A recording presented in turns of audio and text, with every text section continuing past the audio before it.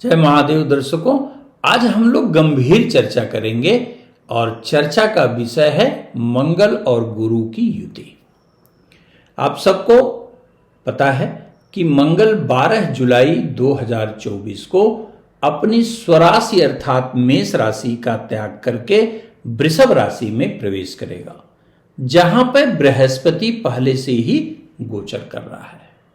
तो वृषभ राशि में मंगल और बृहस्पति का गोचर आपके ऊपर क्या प्रभाव डालेगा, प्रत्येक राशि पर क्या प्रभाव करेगा, यह हम लोग जानेंगे। लेकिन इसके पहले दर्शकों, हम लोग ये जानेंगे कि मंगल और बृहस्पति की यह युति इतनी महत्वपूर्ण क्यों कही गई है, इसकी वास्तविकता क्या है और किस कारण से यह न केवल प्रत्येक राशि को प्रभावित करेगी अपितु कुछ राशियों के लिए यह स्वर्णिम काल भी कहा जाएगा।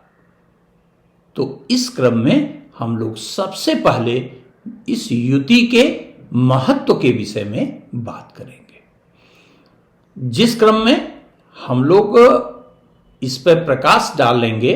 वहां पर सबसे पहले जो समझने का विषय है वह यह है कि मंगल, जिसे पराक्रम का मूल कहा जाता है, साहस का मूल कहा जाता है, आपके क्रियामाण की पराकाष्ठा का मूल कहा जाता है, मंगल जो चुनौतीपूर्ण कार्यों को करने की प्रेरणा देता है, मंगल जो युद्ध का कारक है, मंगल जो विवाद का कारक है, मंगल जो आपकी ऊर्जा का मूल है, वह मंगल वृषभ राशि में प्रवेश करने जा रहा है। वृषभ राशि का अधिपति शुक्र है। शुक्र मंगल का मित्र कदापि नहीं है। इसलिए जब मंगल वृषभ राशि में प्रवेश करेगा तो निश्चित रूप से उसके नैसर्गिक बल अर्थात प्राकृतिक बल में न्यूनता आएगी, इसमें कोई संदेह नहीं। दूसरी तरफ बृहस्पति पहले से ही वृषभ राशि में गोचर कर रहा है। वृषभ राशि अभी बताया कि इसका अधिपति शुक्र है और इसका अधिपति जो शुक्र है वह बृहस्पति का परम शत्रु है, अर्थात बृहस्पति भी यहां प्रसन्न या मुदिता अवस्था में नहीं होता है। लेकिन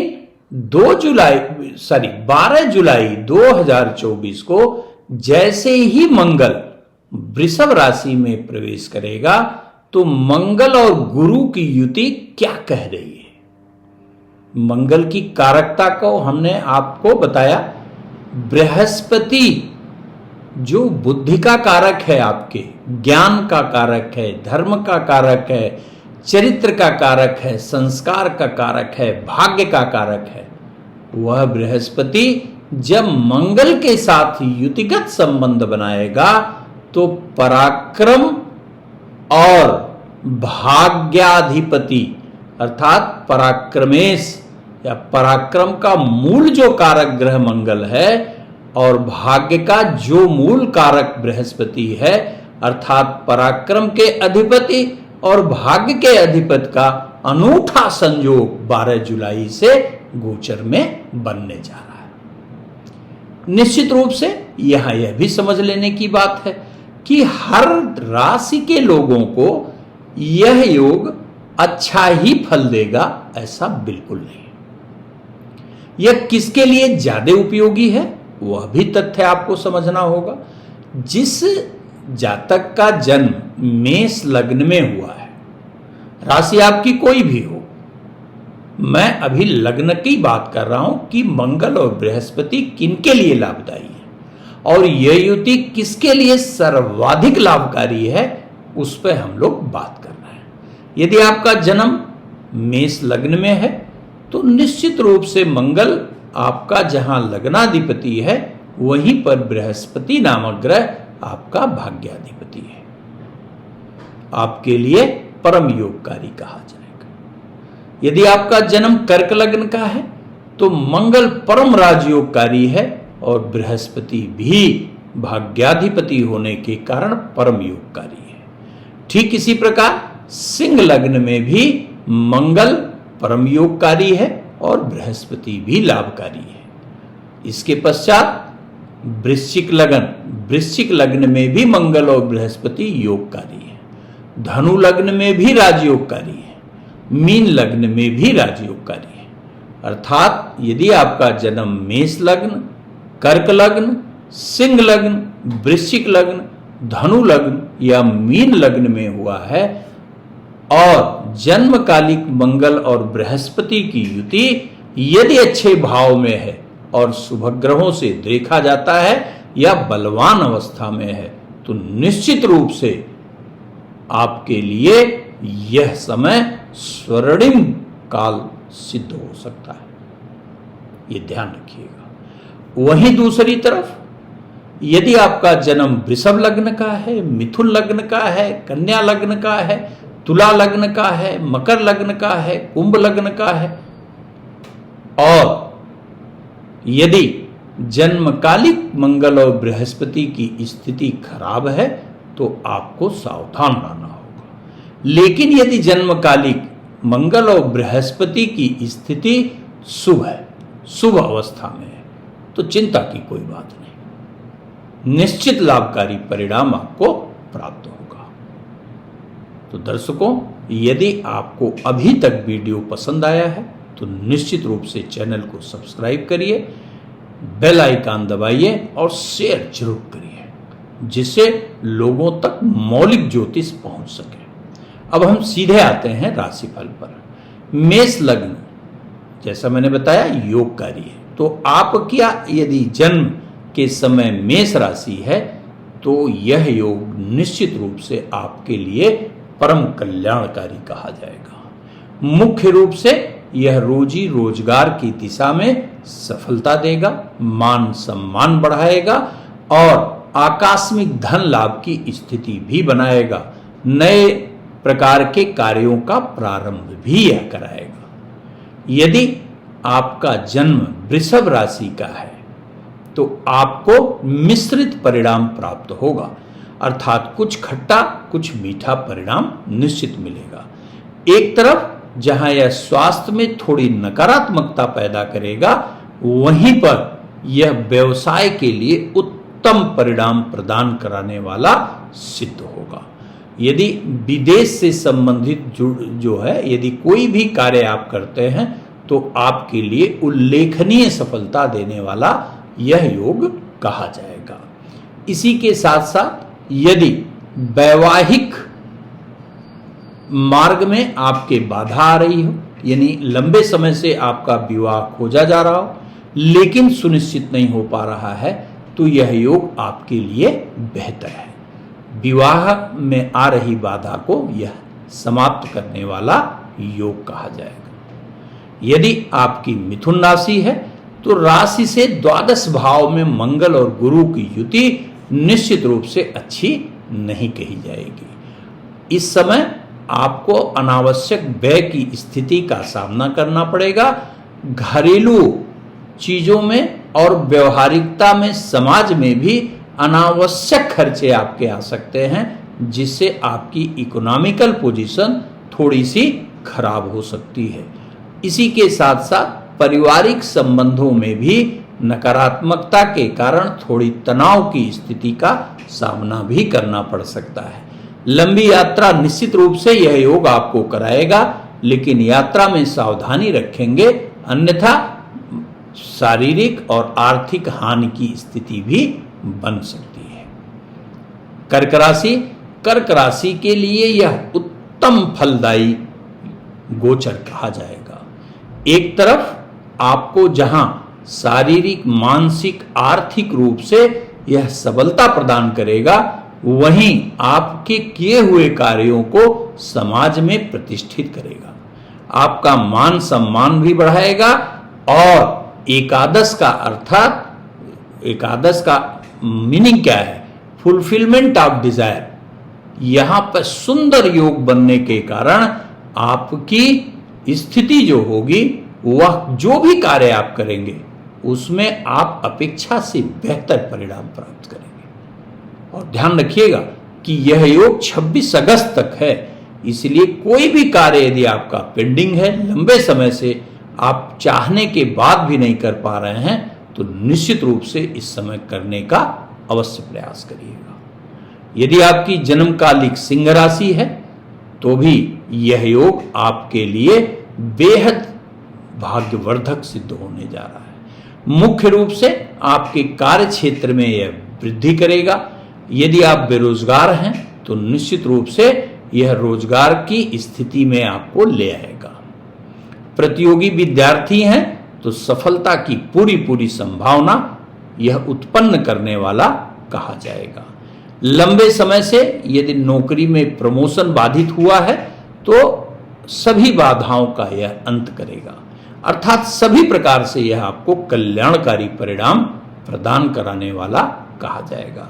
यदि आपकी जन्मकालिक कन्या राशि है तो भाग्य भाव में बनने वाला यह योग निश्चित रूप से आपको बेहतर परिणाम प्रदान कराएगा। आपके भाग्य के सहयोग से रुके हुए कार्य संपादित होंगे, नए कार्य का सृजन करेगा और धार्मिक रुचि बढ़ाएगा।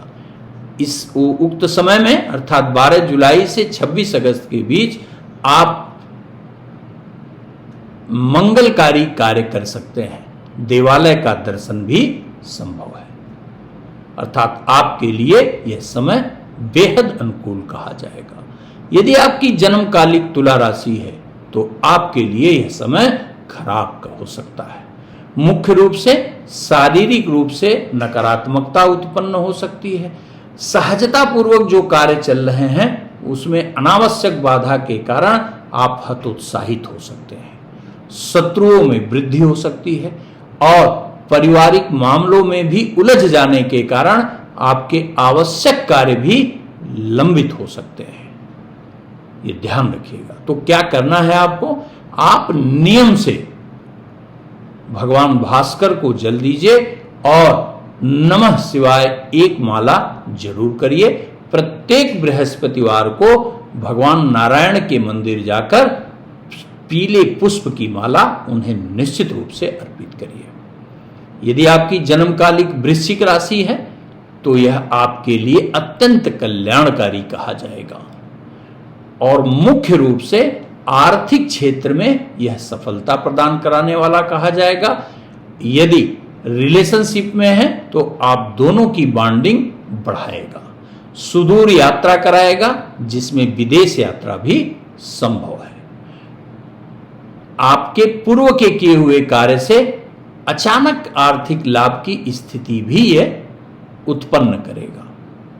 यदि आप विद्यार्थी हैं तो उच्च शिक्षा के लिए सुदूर आप जा सकते हैं।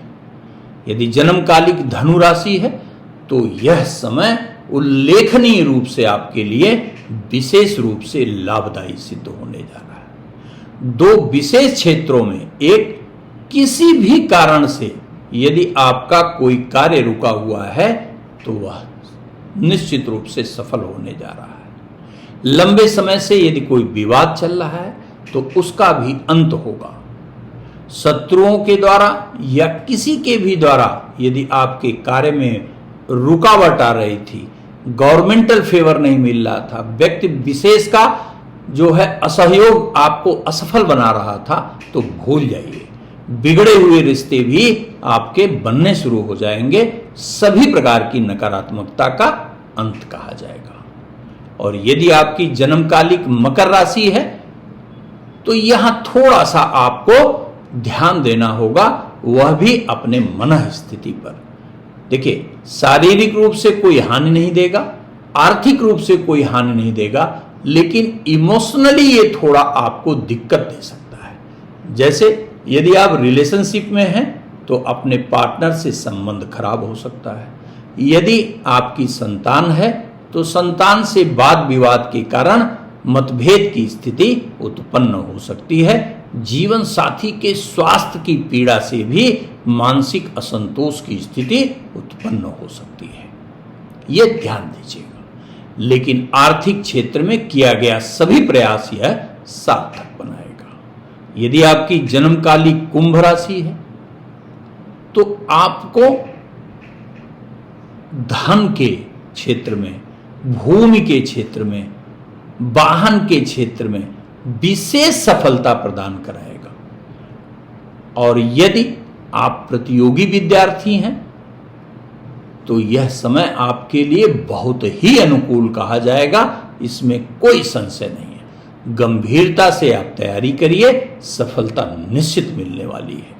और यदि आप बार बार इंटरव्यू देकर भी जॉब नहीं पा रहे थे अभी तक, तो इस समय प्रयास करिए, निश्चित रूप से आपकी मनोकामना पूर्ण होने की पूरी संभावना कही जाएगी। और यदि आपका जन्मकालिक मीन राशि है तो पराक्रम आपका बढ़ेगा, भाग्य का सहयोग मिलेगा, आपके मन की नकारात्मकता समाप्त होगी, माता पिता से जो वैचारिक मतभेद की स्थिति थी वह भी समाप्त होगी, ईश्वर के प्रति भाव में वृद्धि होगी, आध्यात्मिक कार्यों में रुचि होगी, नए कार्य का जो है वो प्रारंभ करेंगे, नौकरी मिलने की भी पूरी संभावना कही जाएगी। अर्थात सभी प्रकार से मंगल और बृहस्पति का यह गोचर आपके लिए अत्यंत कल्याणकारी सिद्ध होगा। धन्यवाद।